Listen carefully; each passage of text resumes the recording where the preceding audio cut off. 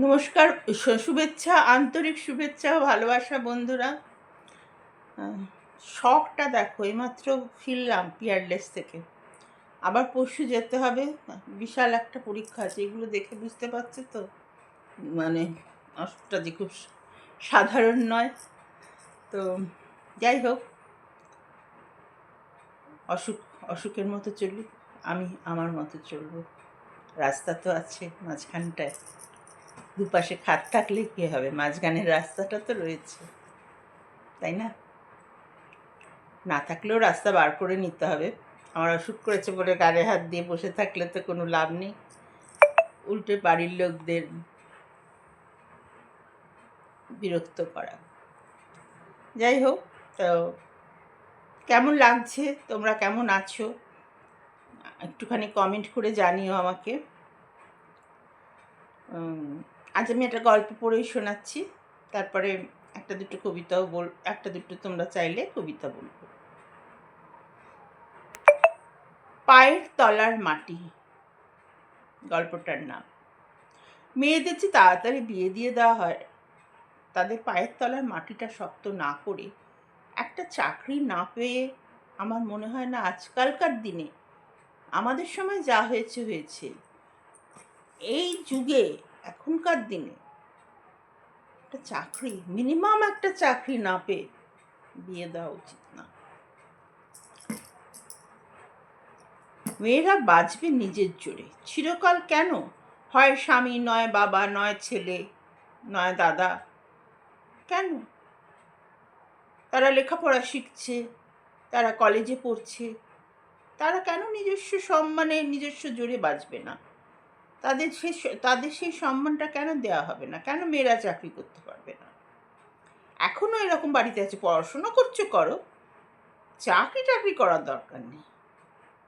কেন? কি অপরাধ তাদের, মেয়ে বলে?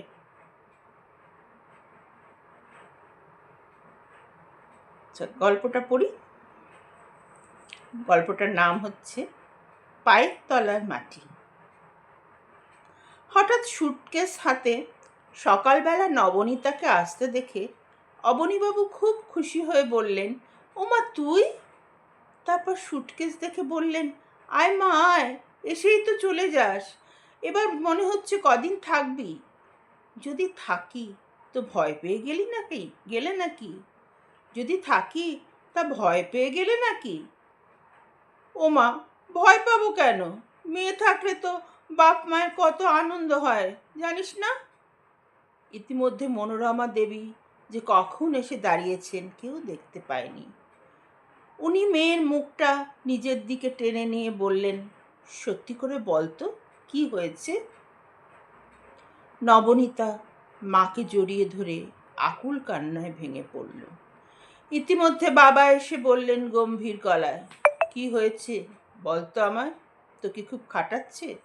খাটালে তো আমি খাটতে রাজি ছিলাম বাবা। আমি তো বলেছিলাম আমি যতটা পারবো কাজ করে তোমাদের, তারপর পড়ব, ফিরে এসে রাতের রান্না করব। তাছাড়া দিনে জামাই ফিরে এসে রাতের রান্না করব। তাছাড়া দিনে জামাই কিছু বলতো, তার জামাই কিছু বলতো না? না, বলতো। এখানে বাবার মুখের ওপর কেউ কথা বলতে পারে না। তোমায় যদি মানিয়ে নিতে খুব অসুবিধে হয় তাহলে তুমি চলে যেতে পারো। বেশ করেছিস চলে এসেছিস।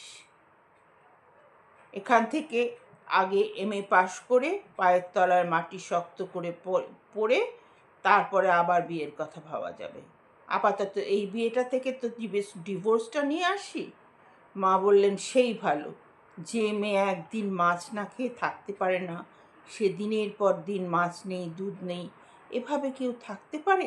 তাছাড়া আমার একমাত্র মেয়ে, চোখে যে স্বপ্নের কাজল আমি ছোট থেকে পরিয়েছি, তা আমি কিছুতেই মুছে যেতে দেব না। মায়েদেরও জেদ থাকা সবচেয়ে দরকার। মায়েরা সবচেয়ে বেশি বিয়ে করে, মায়েদের জেদ থাকাটা ভীষণভাবে দরকার। যে আমার মেয়ের পায়ের তলায় মাটি থাকবে, প্রয়োজন হলে বিয়ে ভেঙে বেরিয়ে আসবে। হ্যাঁ, বিয়ে ভাঙাটা কোনো অপরাধ নয়। দিনের পর দিন মার খাওয়া, অপমান, অসম্মান সহ্য করার থেকে বিয়ে ভেঙে চলে আসা অনেক ভালো। মেয়েদের সম্মান কবে দিতে শিখবে? মেয়েরাই মেয়েদের সম্মান দিতে পারে না, তো ছেলেদের কি বলবো।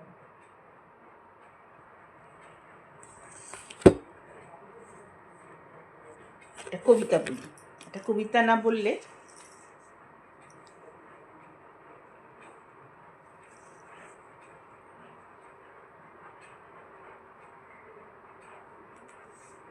আমার কথাগুলো খারাপ লাগে না তো যে কথাগুলো বলি? কমেন্ট করে জানিও।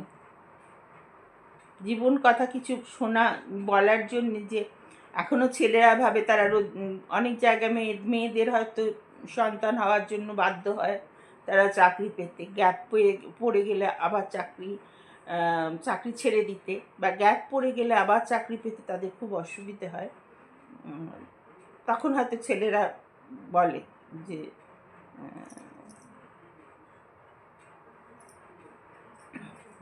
কেন বাড়িতে থাকো, এটা করতে পারো না, বাড়িতে থাকো ওটা করতে পারো না, কেন বাড়িতে থাকলেই আমাকে কাজ করতে হবে? কেন আমি পড়াশোনা করতে পারি না?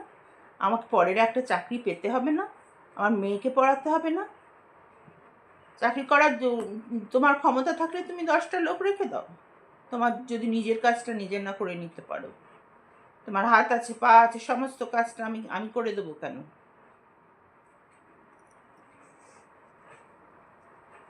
মেয়েদেরও শক্ত হতে হবে।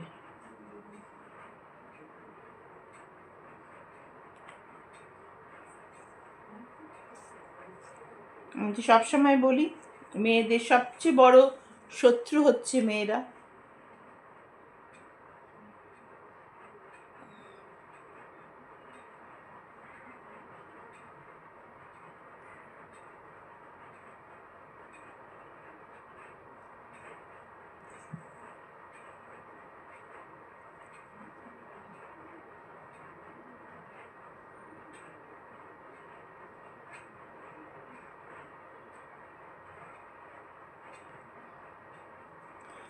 জীবনের এপার ওপার, জীবনের এপার ওপার, জীবনের এপার ওপার কিছুই যায় না দেখা। তবু ভেবে মরি, কেঁদে মরি, হেসে মরি হাহাকার দিকে। হাহাকার তো আছেই জীবনে, তারই মাঝে আছে সুখের পরশ। হিমের হাওয়ায় হিমেল পরশ, শুকনো গাছের পাতা উদাস হাওয়ায় পড়ছে ঝরে, হয়তো আপন ব্যথা। তোমার আমার পথ যে আলাদা বুঝলাম এতদিনে, অপমান মাথায় নিয়ে চলতে হবে পথ। সন্তানকে ছেড়ে কোথায় যাব, ও যে নেহাত শিশু। বাবা মায়ের সংঘাত ও শিশু মনে আনুক কঠিন আঘাত, শিশু মনে আনুক কঠিন আঘাত। চাই না দিতে বলে পড়ে আছি এই অসম্মানের জীবন আঁকড়ে। যন্ত্রণায় কাতরে যাচ্ছে মন, চাইছে একটু সহানুভূতি।